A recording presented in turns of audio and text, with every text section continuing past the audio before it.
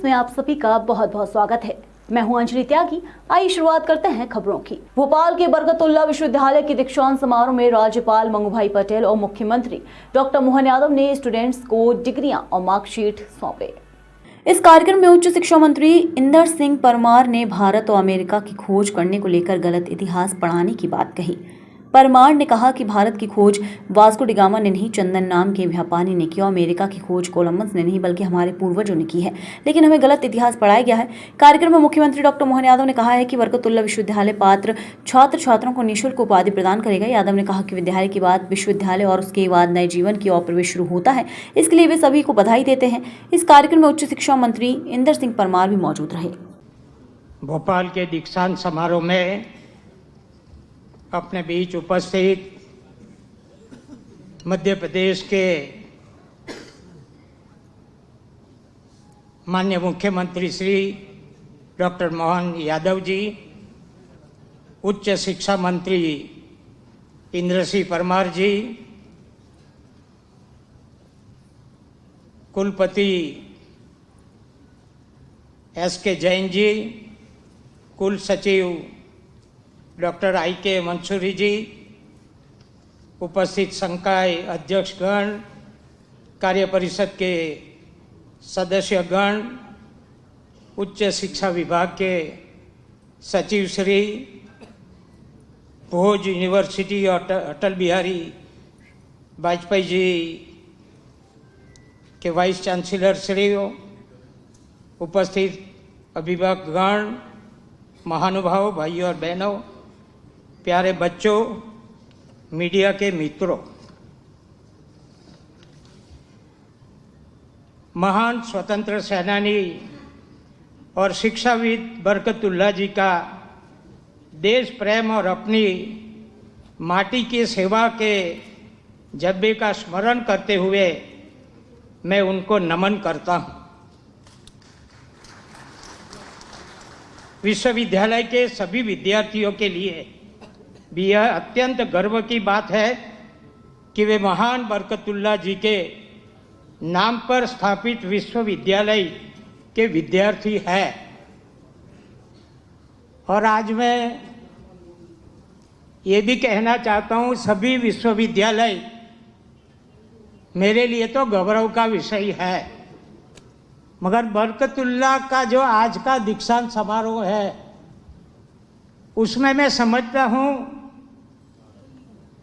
राज्यपाल यानी कुलाधिपति, मुख्यमंत्री जो उच्च शिक्षा मंत्री रह चुके हैं वो भी उपस्थित है, और उच्च शिक्षा मंत्री इंदर सिंह परमार भी है। ये त्रिवेणी संगम है समझो। और ये यूनिवर्सिटी को PM उषा योजना से 100 करोड़ रुपए मिले हैं। इसके लिए यूनिवर्सिटी को बहुत बहुत बधाई देता हूं। दीक्षांत समारोह के अवसर पर मैं दीक्षित विद्यार्थी और विभिन्न संकायों के स्वर्ण पदक विजेताओं को बहुत बहुत बधाई और शुभकामना देता हूं। प्रधानमंत्री श्री नरेंद्र मोदी जी ने राष्ट्रीय शिक्षा नीति के द्वारा युवाओं को उनकी मौलिक प्रतिभा को निखारने का अवसर देते हुए विकसित भारत के निर्माण की महती जिम्मेदारी सौंपी है। मैं चाहूंगा कि शिक्षक इस दिशा में विद्यार्थियों का मार्गदर्शन करे, नवीनतम ज्ञान और तकनीकी से स्वयं को अपडेट करते हुए चुनौतियों के समाधान के लिए विद्यार्थी को प्रेरित करे। युवा से कहूँगा कि आप विकसित भारत के निर्माण के कर्णधार हैं। आप में अपार ऊर्जा, क्षमता और भविष्य निर्माण की असीम संभावना है। जरूरत मजबूत इच्छा शक्ति, मेहनत, धैर्य और लगन के साथ चुनौतियों को अवसर में बदलने के ईमानदार और प्रतिबद्ध प्रयासों की निरंतरता करते रहे। अंत में मैं कहूँगा कि विकास के अंतर को समाप्त करने के प्रयासों का दिशा दर्शन करते हुए आप सबका साथ, सबका विकास की भाव और भावना को साकार करे। आज मैं देखा तो ज़्यादातर दीक्षांत सबको दिया है, उसमें 90% बहना थी, महिला थी, बच्ची थी। अभी बेटी बचाओ नहीं, बेटा पढ़ाओ ऐसा लगना और जरूर करना पड़ा होगा ऐसा।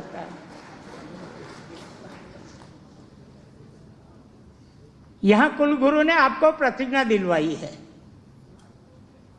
उसमें आपने सबने पढ़ा तो है, कितना अंदर रखेंगे मालूम नहीं, मगर पहला वाक्य था संस्कृत में थे सत्यम वद, यानी सच बोलना, और बीच में आता था पितृदेव भव, मातृदेव भव, आचार्य देवो भव। ये जीवन में उतारेंगे तो आपको शांति मिलेगी, ऐसी प्रतिज्ञा आप सबने किया हुआ है। आज के दिन के लिए नहीं, 365 दिन के लिए है।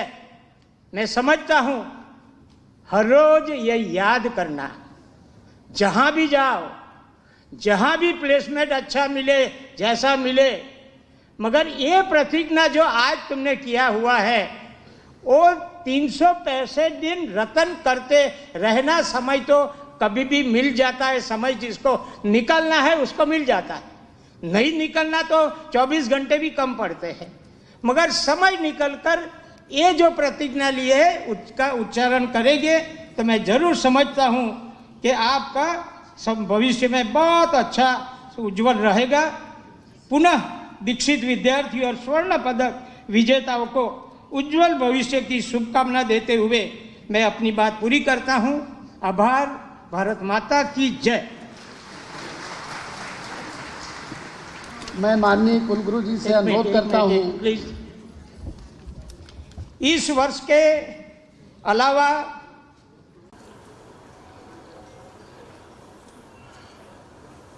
आज के इस दीक्षांत समारोह में हमारे बीच उपस्थित परम श्रद्धेय महामहिम कुलाधिपति जी, परम सम्माननीय मध्य प्रदेश के यशस्वी माननीय मुख्यमंत्री जी, परम आदरणीय उच्च तकनीकी एवं आयुष विभाग के माननीय मंत्री जी, सभी सम्माननीय कार्य परिषद के सदस्यगण, सभी संकाय अध्यक्ष, सभी अकादमिक काउंसिल, बोर्ड ऑफ स्टडी के सदस्यगण, सभागार में उपस्थित विभिन्न विश्वविद्यालयों से पधारे हुए कुलगुरुगण, महाविद्यालय के प्राचार्यगण, संचालकगण, मेरे बरकतुल्ला परिवार के सभी सदस्यगण,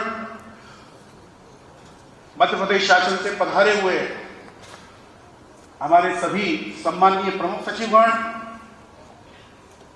अन्य गणमान्य बंधुवर्ग और आज के समारोह में जो दीक्षा प्राप्त करने वाले हैं मेरे प्यारे विद्यार्थियों और शिष्यों, जिन्होंने इस कार्यक्रम हेतु परोक्ष और अप्रत्यक्ष रूप से मुझे सहयोग प्रदान कर दिया, वो सभी वृंद, प्रथमतः मैं कुलगुरु बरकतुल्ला विश्वविद्यालय आप सबका स्वागत करता हूं, वंदन करता हूं, अभिनंदन करता हूं। आप सभी के द्वारा इस कार्यक्रम हेतु प्रदाय किए गए बहुमूल्य समय हेतु मैं हृदय के अंतःकरण से आप सभी का आभार और कृतज्ञता ज्ञापित करता हूं। भविष्य में भी आपका इसी प्रकार का सहयोग और आशीर्वाद मिलता रहे। मैं बरकतुल्ला विश्वविद्यालय परिवार की ओर से अपने हृदय के अंतःकरण से, शब्द नहीं है, निशब्द हूं, मन के अंतःकरण से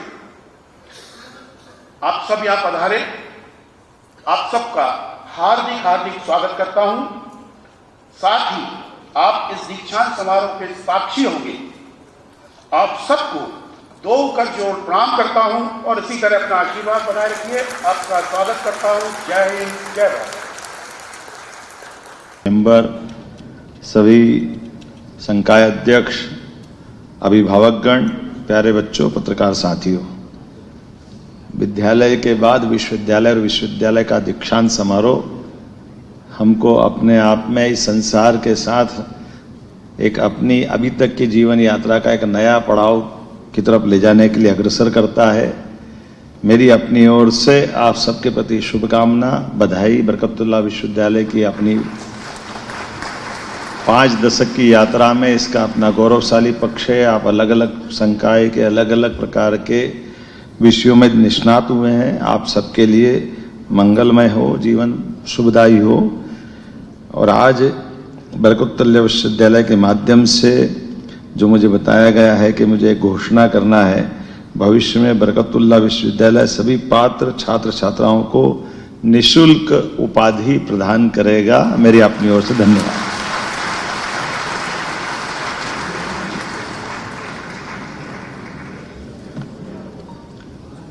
कार्यक्रम के काफ़ी डिग्रियां बांटी गई और शिक्षा की जो परंपरागत व्यवस्था उस पर भी आपने चर्चा की। देखिए, भारत की शिक्षा की जो पद्धति थी, जिसके आधार पर हम दुनिया में ज्ञान देने वाले देश कहलाते थे, राष्ट्रीय शिक्षा नीति 2020 का जो ड्राफ्ट आया है उसमें उसी के ओर काम करने के लिए देश ने निर्णय किया है और सर्वसम्मति से निर्णय किया है।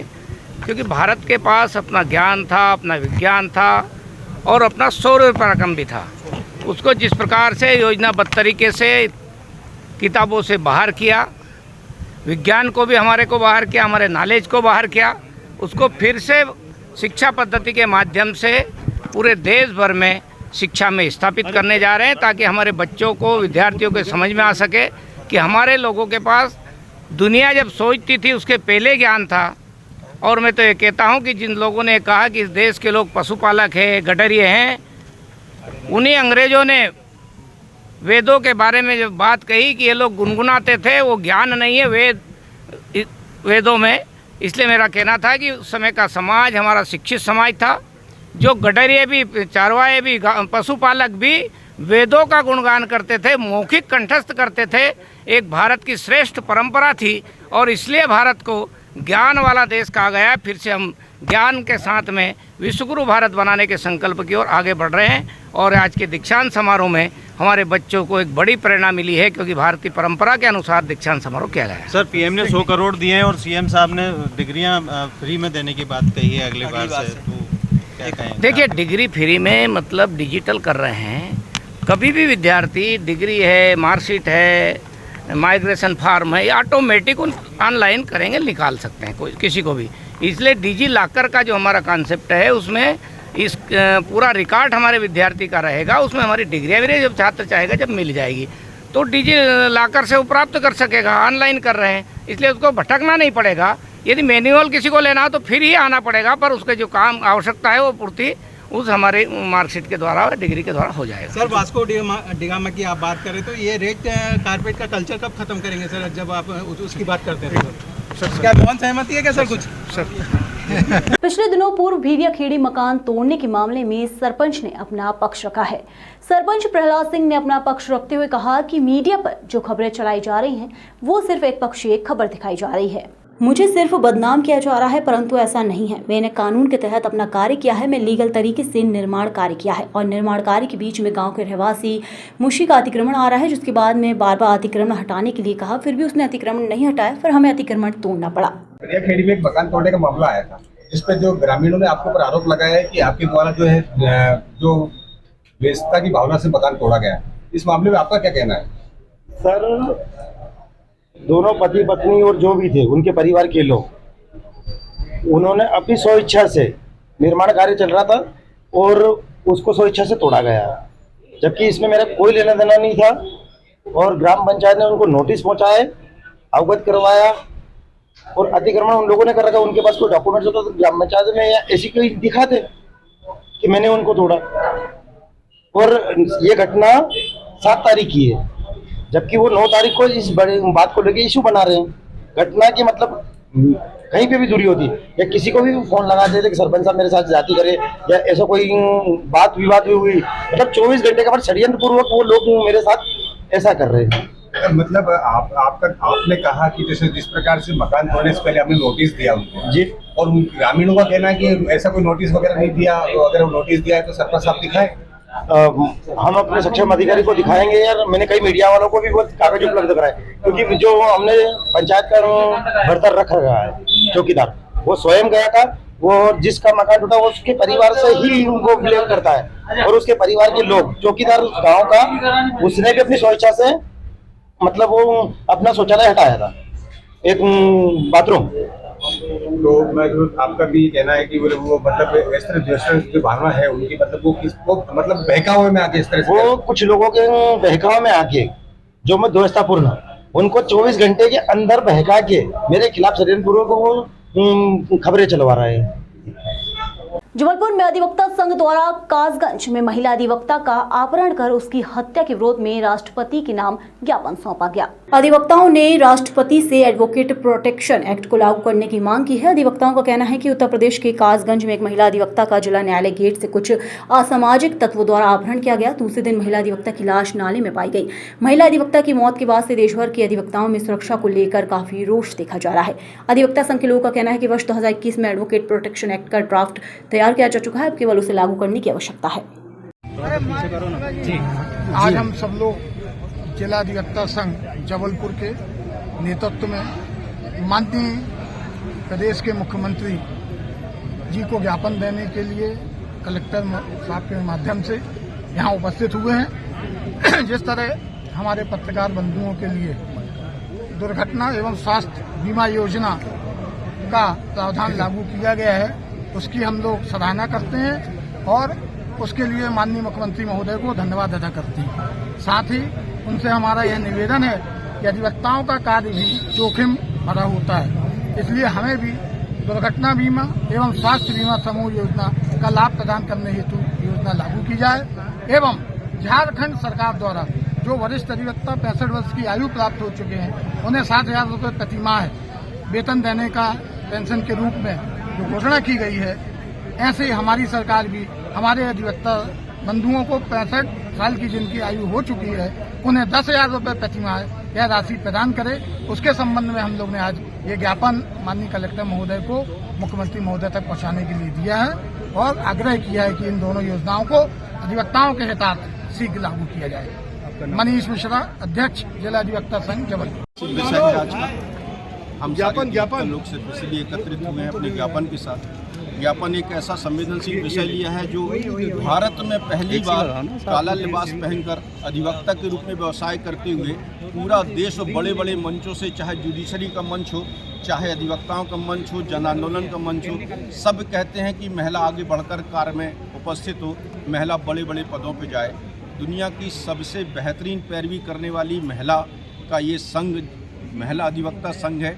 महिलाएं हमारे साथ काम करती हैं। कितनी संवेदनशील घटना है, एक न्यायालय प्रांगण से, उत्तर प्रदेश के उस न्यायालय से एक महिला को गेट से उठा ले जाना, 2 दिन तक उसका पता न चलना, तीसरे दिन उसकी निर्वस्त्र लाश नहर में मिलना।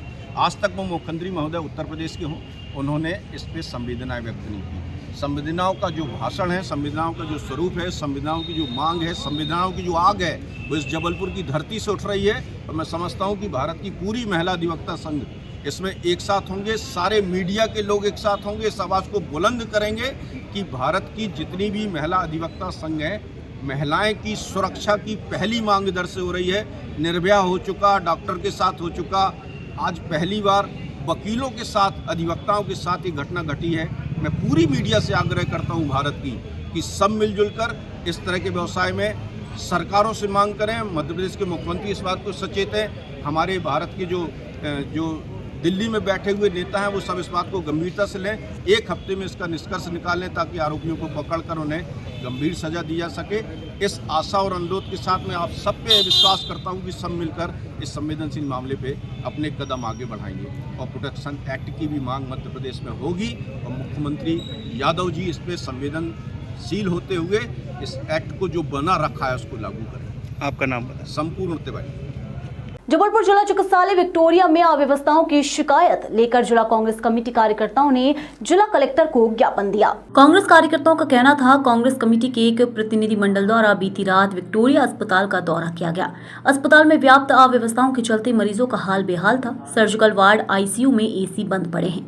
पिछले 4 माह से पंखे भी बंद पड़े हैं। ऐसे में मरीजों को काफी तकलीफ हो रही है। मरीज अपनी व्यवस्था से पंखा लाकर लगा रहे हैं। सौरभ नटी शर्मा ने बताया कि समय पर अगर मरीजों को व्यापक सुविधाएं न मिली तो कोई बड़ी घटना होने में देर नहीं लगेगी। क्या बात देखिए, कल हम लोगों को शिकायत मिली कि जिला चिकित्सालय विक्टोरिया के जो सर्जिकल आईसीयू है वो बड़ी बदहाली में है और वो बदहाली के चलते वहाँ पर जो मरीज एडमिट है वो मरणासन स्थिति में पहुँच गए। जब हम लोग वहाँ पर पहुँचे तो मरीजों के परिजनों ने बताया कि यहाँ का एसी लगभग 4 से 6 महीने से बंद पड़ा हुआ है और आप भी समझते हैं आईसीयू में जो मरीज होता है वह गंभीर और अति गंभीर जब होता है तब उसको वहाँ एडमिट किया जाता है। एक भी एसी ना चलना, वहाँ पर खिड़कियां ना होना, वेंटिलेशन ना होना, स्वस्थ व्यक्ति वहाँ 10 मिनट नहीं खड़ा हो पा रहा था। गंभीर मरीजों को वहाँ एडमिट किया गया। सीएमएच महोदय को हम लोगों ने बुलाया, वे आए। रात को उनने कलेक्टर महोदय से बात करी और हम लोगों ने उनसे मांग करी कि आप 24 घंटे के अंदर इन एसीओं को दुरुस्त करें या नए एसी लगाएं, नहीं तो कांग्रेस पार्टी यहाँ पर अनिश्चितकालीन धरना देगी। आज उस बात को लेकर हम लोगों ने कलेक्टर महोदय को ज्ञापन दिया है। सीएमएचओ महोदय भी कलेक्टर साहब के संपर्क में और हम ऐसी उम्मीद करते हैं कि शाम तक उस बदहाल आईसीयू यूनिट में सुधार होगा और अगर नहीं होता है तो कल से उस आईसीयू यूनिट के बाहर हम लोग धरने पे बैठने जाएंगे।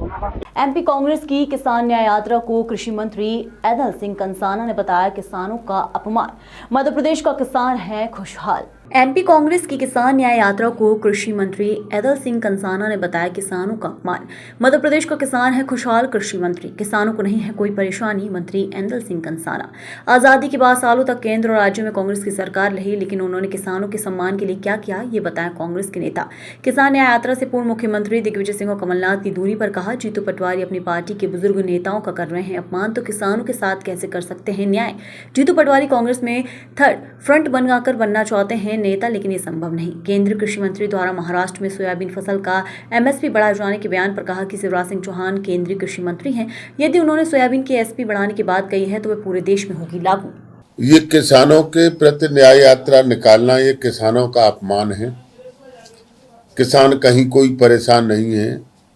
जो चंद लोग 2-4 कांग्रेस के नुमाइंदे हैं उनको इन्होंने खड़ा किया है। और रहा सवाल एमएसपी का, जो हमारे नियम में है, जो हमारे घोषणा पत्र में है, वो हम उस हिसाब से खरीद करेंगे, उसमें कहीं कोई दिक्कत नहीं है। 78 साल देश आज़ाद हुए हो गया और 50 साल देश पर राज किया इनने, जब किसानों की याद नहीं आई। आज हमारा किसान खुशहाल है।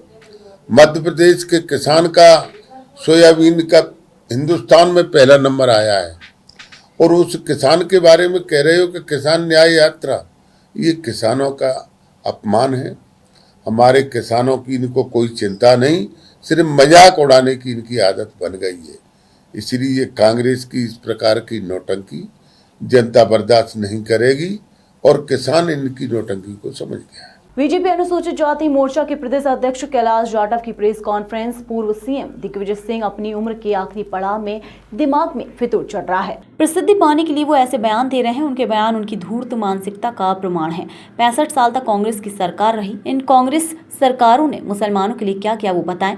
मोदी सरकार ने तो मुसलमानों के लिए काम किया। दिग्विजय सिंह कहते हैं कि मुसलमान की हालत अनुसूचित जाति के आरक्षण के कारण खराब हुई है। कांग्रेस ने मुसलमानों अनुसूचित जाति को केवल वोट बैंक के लिए इस्तेमाल किया है। दिग्विजय सिंह को मर्यादा में रहना चाहिए, वो वरिष्ठ नेता है। अनुसूचित जाति मोर्चा प्रदेश भर में करेगी दिग्विजय सिंह का विरोध। या तो दिग्विजय सिंह बीजेपी प्रदेश अध्यक्ष से माफी मांगे या फिर आंदोलन के लिए तैयार रहें। वहीं राहुल गांधी संविधान की किताब लेकर घूमते हैं। उनके नेता दिग्विजय सिंह संविधान की धज्जियां उड़ाते हैं।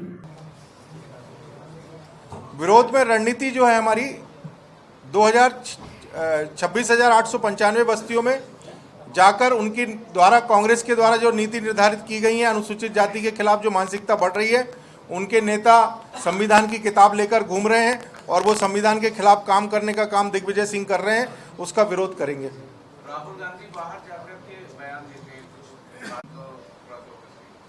देखिए, राहुल गांधी जी जो है ना, उनको भारत की संस्कृति, सभ्यता और यहाँ की मानसिकता के बारे में कुछ मालूम नहीं है और ना यहाँ के लोगों को वो फेस कर सकते हैं।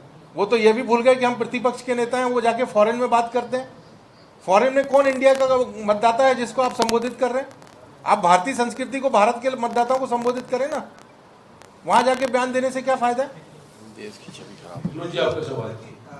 नहीं, हम विरोध अपना अनुसूचित जाति जनजाति के जो शब्द दिग्विजय सिंह ने कहे उसके लिए हम विरोध कर रहे हैं। लेकिन देखिए, पार्टी की अपनी गाइडलाइन होगी। मैं अनुसूचित जाति वर्ग का प्रदेश अध्यक्ष हूं। मुझे लगा कि उनके द्वारा किए गए शब्द जो बोले गए हैं वो ठीक नहीं है, मैंने अपना विरोध किया है। और साथ में मेरे अध्यक्ष के लिए जो उन्होंने अपशब्द किए हैं, मुझे व्यक्तिगत रूप से लगता है कि मैं अपमान महसूस कर रहा हूं, मेरे अध्यक्ष का अपमान हुआ है, तो मैं उसका विरोध कर रहा हूं। पार्टी अपनी गाइडलाइन तय करेगी, सातों मोर्चों को क्या दिशा निर्देश दिए गए वो आपके सामने आ जाएंगे। हमारी तरफ से कोई विरोध नहीं है। जब कांग्रेस करती है तो भाजपा विरोध करती है। हम विरोध नहीं कर रहे। कांग्रेस अपने देश को बगराने के लिए, देश को समाज में बांटने के लिए काम कर रही है। इसके अलावा उनका कोई काम नहीं है। राष्ट्र इकट्ठा ना हो, राष्ट्र विकसित ना हो, विकास के रास्ते पर ना चले, सरकार मजबूती से ना चले, इसलिए झूठ का प्रोपेगेंडा फैलाती रहती है। देखिए, कांग्रेस का विखंडन का इतिहास रहा है। आज जो भारत की दुर्दशा हुई है, जिसमें बांग्लादेश बना, पाकिस्तान बना, और इनके घर में ही 3-4 समाज के लोग हैं, इनको खुद के बारे में नहीं मालूम कि मेरी अपनी क्या जाति है, तो ये जाति की क्या बात करेंगे? नहीं, जातिगत जनगणना, देखिए हमारे विचार के माध्यम से भी लोगों ने बात रखी है, उसका निर्णय राष्ट्रीय नेता लोगों को लेना है। उसमें जो विषय आएगा वो आपके सामने आ जाएगा। जो अनुसूचित जाति जनजाति के आरक्षण को मुसलमान को देने का जो उन्होंने विचार रखा है कि आज़ादी से लेकर आज तक मुसलमानों को शासकीय संसाधनों की कमी रही है और इसका पूरा जो अधिकार है वो अनुसूचित जाति जनजाति को दिया गया है। तो मैं आज आपके माध्यम से पूछना चाहता हूं कि आज़ादी से लेकर आज तक अनुसूचित जाति जनजाति के लिए कांग्रेस ने क्या किया? क्या सरकारी कर्मचारियों में अनुसूचित जाति जनजाति को बाबा साहब अम्बेडकर के दिए गए संविधान के हिसाब से जो आरक्षण दिया गया था उसके हिसाब से नौकरियां दी गई? क्या उनको प्रमोशन दिए गए? और अगर नहीं दिए गए तो इस तरीके का बयान दिग्विजय सिंह को नहीं देना चाहिए। और जहां तक उनके मुसलमान लोगों के लिए समर्थन की बात कर रहे हैं, 2014 में मोदी जी की सरकार बनने के बाद जिस तरीके से हमने मुसलमान भाइयों के लिए सुख सुविधाएं बढ़ाई हैं, मकान दिया, शौचालय दिया, आयुष्मान कार्ड दिया, सब इलाज दिया, अनाज फ्री दिया, उसके बाद अगर दिग्विजय सिंह जी ये बोलते हैं कि अनुसूचित जाति और जनजाति का आरक्षण मुसलमानों को मिलना चाहिए, तो मुझे उनके डीएनए पे ही कुछ गड़बड़ लगती है। उनका डीएनए टेस्ट होना चाहिए। वो हिंदू नहीं हो सकते, वो मुसलमान हैं। मैं आपके पत्र के माध्यम से यह जानकारी चाहता हूं कि वो डीएनए करा के अपनी रिपोर्ट दें। और उन्होंने जो हमारे प्रदेश अध्यक्ष जी के बारे में, आदरणीय विष्णुदत्त शर्मा जी के बारे में जो अपशब्द कहे हैं, उसके लिए उनको माफी मांगना चाहिए। और इस तरीके के वरिष्ठ नेता को इस तरीके के शब्द शोभा नहीं देते हैं। आपके माध्यम से मैं चाहता हूं कि वो जाके माफी मांगे। हम एफआईआर कराने जा रहे हैं उनके खिलाफ। जबलपुर में एक बदमाश द्वारा एक परिवार से 50 लाख रुपए की फिरौती मांगने का मामला सामने आया है। घटना संजीवनी नगर थाना अंतर्गत की है। पीड़ित परिवार ने पुलिस के आला अधिकारियों से अपनी जान की हिफाजत के लिए गुहार लगाई है। पीड़ित परिवार ने पुलिस के आला अधिकारियों से अपनी जान की हिफाजत के लिए गुहार लगाई है। एडिशनल एसपी सूर्यकांत शर्मा ने बताया कि संजीवनी नगर पुलिस ने इस मामले में 2 लोगों को गिरफ्तार कर लिया है, जबकि मुख्य आरोपी राकेश पटेल को, जो कि आदतन अपराधी है, अभी फरार है। पीड़ित प्रमोद कुर्मी ने बताया कि शहर के बदमाश राकेश पटेल ने 5 सितंबर को मेरे घर पर फिरौती के नाम पर 50 लाख रुपए की मांग की है। अपनी और अपने परिवार की जान की सुरक्षा के लिए पुलिस अधीक्षक से मांग की है। पुलिस ने पीड़ित परिवार को आश्वासन दिया है कि आरोपी राकेश पटेल को शीघ्र ही गिरफ्तार किया जाएगा। धनवंती नगर क्षेत्र से प्रमोद कुर्मी आए थे यहाँ अपने परिवार के साथ, यहाँ पुलिस अधीक्षक कार्यालय में आकर एक आवेदन पत्र दिया। इनका कहना है कि कोई राकेश पटेल नाम का व्यक्ति इनको अनावश्यक परेशान करता है, पैसों की मांग करता है, धमकी देता है। पूर्व से भी एक अपराध इसके खिलाफ दर्ज है। इनके आवेदन को तत्काल संज्ञान में लेते हुए थाना प्रभारी सरोजनी नगर को भेज रहे हैं ताकि इसमें आवश्यक वैधानिक कार्रवाई तत्काल की जा सके। और उसके बताए अनुसार तो 50 लाख की मांग कर रहा है आवेदक प्रमोद कुर्मी के अनुसार। 5 तारीख को शाम को राकेश पटेल ने अपने गुर्गों को हमारे घर पे भेजा लगभग 8:50 पे। उन लड़कों से बोला कि तुम प्रमोद पटेल से 50 लाख रुपए फिरौती वसूल करके लाओ। तो लड़के आए तो मेरे यहाँ हॉर्न बजा रहे थे, तो मैंने हॉर्न बजाने से मना किया। तो बोले प्रमोद तू बहुत होशियार बन रहा है, राकेश पटेल ने भेजा है, जब तक तू 50 लाख रुपए नहीं देगा, अगर 2 दिन के अंदर, तो तेरी हत्या करवा दूंगा। तो मैं जब तक अपने बच्चों को और सबको बुलाया, जब तक इन लोग गाड़ी स्टार्ट करके चले गए। उसके खिलाफ 420 के ही मामले हैं और कुछ और अलग अलग मामले हैं। किस चीज का मांग रहा था? फिरौती मांग रहा है वो, असल में फिरौती चाहिए उसको।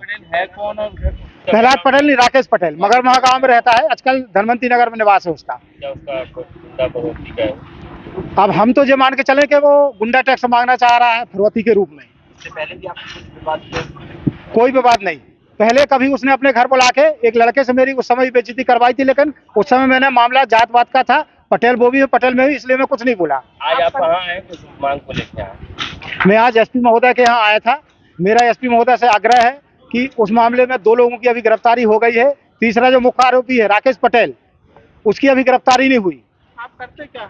मेरा गल्ले का व्यापार है, वेयर हाउसेस है और भी काम है। मेरा दिन रात ज़्यादातर समय गुजरता है बाहर, तो मुझे उससे अपनी जान को और मेरे पूरे परिवार को उससे राकेश पटेल से खतरा है। और अगर जल्द से जल्द इस मामले में सुनवाई नहीं होती तो मैं मुख्यमंत्री महोदय से और जहां भी मुझे न्याय मिलेगा मैं जाऊंगा। कहाँ रहते हैं आप?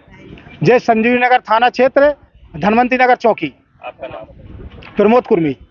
में जो ये घटना घटी है, एनएसयूआई इसकी निंदा करता है और ये मान कुंवर बाई कॉलेज में जो घटना घटी है, इसकी देश में इसकी कांग्रेस पार्टी भी निंदा करती है और एनएसयूआई भी निंदा करती है। और जो प्रशासन की ये लापरवाही है, प्रशासन का इस और कोई ध्यान नहीं है। प्रशासन सिर्फ अपनी बातों में लगा है कि कॉलेज में किस तरीके से भ्रष्टाचार किया जाए, स्कॉलरशिप बच्चों की कैसे खाए, और कॉलेज में बच्चों के ऊपर जो भी ये सब चीज़ें हरकतें हो रही है, इसके ऊपर प्रशासन का कोई ध्यान नहीं है। हमने आज धरना प्रदर्शन में बैठ के आज प्रचार का इस्तीफा मांगा और प्रचार से 42 घंटे में बात करी। अगर इस्तीफा नहीं होता है तो हम यहाँ पे मुख्यमंत्री का पुतला जलाएंगे और ये बच्चों की सुरक्षा में खुद स्वयं एनएसयूआई यहाँ खड़ी रही। आपको यहाँ पे क्या आश्वासन मिला है? मैडम ने ये बोला है 42 घंटे के अंदर हम क्या बोलते हैं इसका निराकरण निकालेंगे। 42 घंटे के अंदर इसका निराकरण नहीं निकला तो मैडम एनएसयूआई ने मांग करी है कि मैडम इस्तीफ़ा दे, और अगर मैडम इस्तीफ़ा नहीं देती है तो हम यहाँ पे सीएम का पुतला जला के, जो सीएम बड़ी बड़ी बात करते हैं लाडली बहना की और इसकी, हम सीएम का पुतला जला के मैडम के इस्तीफे की मांग करेंगे। अभी तक जब से घटना हुई है, अभी तक ये क्या एक्शन लिया? मैं आज मैडम से हम लोग यही पूछने आए थे कि मैडम जो एक्शन हुआ उसको सार्वजनिक करें, सार्वजनिक करके सभी बच्चों को बताए, जो यहाँ भयभीत का माहौल है उसको ख़त्म करे। पर मैडम ने और प्रशासन ने आज तक इसमें कोई भी एक्शन नहीं लिया है और प्रशासन भी इसमें लापरवाही कर रहा है। तो हम प्रशासन से भी मांग करते हैं कि ये जो घटना है बड़ी निंदनीय घटना है, इसमें जल्द से जल्द कार्रवाई करके जो भी इसमें जिसने स्कैम किया उसको तुरंत पकड़ के गिरफ्तार करें। करण तामसेतवार, एनएसयूआई राष्ट्रीय सचिव। इंक्वायरी भी आप लोग करवा रहे थे, ये बात थी कि पहले बच्चियों ने एक शिकायत की थी, ऑफिशियल व्हाट्सएप ग्रुप में भी कुछ चीज़ें आई थी। आपकी इंटरनल इंक्वायरी का क्या हुआ, क्या फाइंडिंग? मैं आपको ये बता दूं, जब मेरे संज्ञान में आया तो मैंने सबसे पहले तो पुलिस में रिपोर्ट दर्ज की और उसके बाद में मैं स्वयं गई थी रिपोर्ट दर्ज करने के लिए। और मुझे जानकारी मिली है कि इस कार्य को बड़े शीघ्रता के साथ किया जा रहा है क्योंकि छात्राओं का मामला है। और मैं आपसे यही कहना चाहती कि थोड़ा अपन धैर्य रखें। निश्चित रूप से हमारी छात्राओं के साथ में जो मोबाइल वाला स्कैम हुआ है उसमें हमको जानकारी प्राप्त हो जाएगी। और क्योंकि पुलिस का जो कार्य है वो कर रहे हैं, हमारे महाविद्यालय स्तर पर भी हमने कई समिति बना रखी हैं, हम लोगों ने उनको भी देखा। उस समिति में किसी प्रकार की कोई शिकायत हमको नहीं प्राप्त हुई, इसलिए इस मामले को जब हमें प्राप्त हुआ तो हमने पुलिस के हवाले किया। छात्राओं का कहना है कि उन्होंने जुलाई माह में चैनल के आपके ऑफिशियल व्हाट्सएप ग्रुप पे ही इस बात की शिकायत की थी कि वो ब्लैकमेलिंग का शिकार हो रहा है। मैं आपको ये बता दूं, ये मेरे संज्ञान में बिल्कुल भी नहीं है कि उन्होंने, क्योंकि हमारे यहाँ पे एक छात्र शिकायत निवारण समिति है और एक हमारे पास में महिला उत्पीड़न, दोनों समितियां बनी हैं। बच्चे अपनी शिकायत वहाँ पे दर्ज कराते हैं, उसमें हम लोगों को कोई भी शिकायत प्राप्त नहीं हुई है। ये तो हमको 5 सितंबर को जो ज्ञापन मिला ये ABVP के द्वारा, तब मुझे जानकारी मिली 3:30 बजे, 4:30 बजे मैं थाने पहुंच गई थी और सब जगह जाकर मैंने कंप्लेंट की। आप लोग किस तरह आगे बढ़ रहे हैं इस मामले पर? हमारा ये है कि बहुत प्रेशर हमने रखा हुआ है कि जल्दी से जल्दी हमको इस बात की जानकारी प्राप्त हो जाए कि ये कौन व्यक्ति इस प्रकार की हरकत कर रहा है। और मेरे महाविद्यालय में आप बिल्कुल निश्चिंत रहिए, महाविद्यालय स्तर पर सारे टीचर्स जो हैं वो छात्राओं के साथ हैं, हम छात्राओं के साथ हैं। हमारे महाविद्यालय में कभी भी आपने नहीं देखा होगा कि किसी प्रकार की कोई गलत गतिविधि हुई। तो मुझे पूरा विश्वास है कि शासन के द्वारा जो जांच की जा रही है उसमें हम लोग एक निश्चित जो है सफलता को प्राप्त करेंगे। ऑफिशियल व्हाट्सएप ग्रुप आपके कॉलेज के थे, उसमें एक नंबर शामिल था जिसके जरिए ब्लैकमेलिंग की गई या गंदे वीडियो उनको भेजे गए, वो कैसे ऐड हो गया? नहीं, वो लड़की व्हाट्सएप ग्रुप तो कोरोना काल में बने थे पढ़ाने के लिए। बाकी हम लोग के कॉलेज में तो इंस्टाग्राम पे हम लोग बच्चों को सूचनाएं देते हैं और टेलीग्राम पे बच्चों को सारी सूचना, उसमें कोई भी फ़ोन नंबर उनके लीक नहीं होते हैं। और बच्चों के अपने आपस में जो ग्रुप रहते हैं उस ग्रुप में वो लोग सारे मैसेज इधर से उधर करते रहते हैं। और जो आप कह रहे हैं कि एक लड़की एक फ़ोन नंबर अलग हो गया, वो लड़की ने कंप्लेंट की है कि उसने खुद ने उसका मोबाइल जो हैक हो गया था, तो उसने उसको वहाँ से अलग हो गई है वो, ऐसी मुझे मतलब पुलिस कंप्लेंट में उसने शिकायत की है। बच्चों की डेटा सिक्योरिटी के लिए आप लोग क्या कर रहे हैं? मैं आपके लिए देखिए ये बताना चाहती हूँ कि देखिए इसमें हमसे ज़्यादा तो आप लोग जानते हैं युवक हो, क्योंकि आजकल क्या होगा, मेरे मोबाइल पे एक फ़ोन आया, बोला मैडम 25,000 रुपये दे दीजिए, बेटी के मोबाइल पे आया 10,000 रुपये दे दीजिए। तो अब मैं सोचूं कि मेरा फ़ोन नंबर कैसे चला गया, मेरी बेटी का कैसे चला गया। तो इसके आजकल इतने साधन हो चुके हैं, आप यदि किसी मॉल में एंट्री करते हैं तुरंत आपका नंबर वहाँ ट्रेस हो जाता है। खाना खाने जा रहे हैं, बैंक में पैसा जमा कर, सब जगह OTP। तो अपन इसको नहीं कह सकते। देखिए हम MP ऑनलाइन पे भी नहीं कह सकते, हमारे एडमिशन तो MP ऑनलाइन से होते, सबसे पहले बच्चों के डाटा वहाँ, तो अपन ये नहीं कह सकते। डाटा के बारे में तो आप सोचो, मेरे मोबाइल पे ऐसे लोगों के फ़ोन आते हैं, मैं सोचती हूँ इनको कैसे मिल गया मेरा। प्रॉपर्टी वाले 50 प्रकार के करते रहते। तो इसके बारे में तो आप ये सोचिए कि इसको अपन नहीं कह सकते, लेकिन विषय बहुत गंभीर है और हम लोग पूरी तरीके से इसमें लगे हुए हैं और पुलिस प्रशासन हमारी बड़ी चुस्ती के साथ मदद कर रहा है। ये भी मैं आपको बता दूँ, आप लोग भी परेशान हैं। देखिए आपका काम तो समाज का दर्पण तो आप ही हैं, सारी चीज़ें आपके द्वारा ही पहुंचती हैं। तो मैं चाहूँगी कि आपके द्वारा भी यही मैसेज जाए।